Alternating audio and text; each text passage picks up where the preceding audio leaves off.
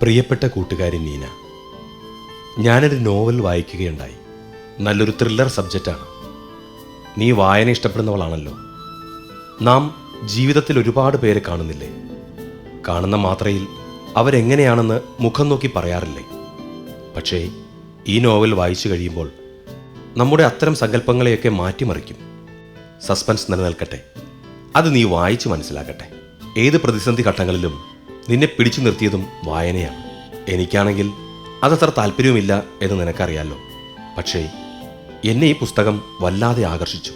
ഞാൻ എവിടേക്കോ പോയതുപോലെ. പണം കൊടുത്തു വാങ്ങി വായിക്കുന്ന നിന്റെ ത്രില്ല് കണ്ട് ഞാനെന്നും ഇഷ്ടപ്പെട്ടയാളാണ്.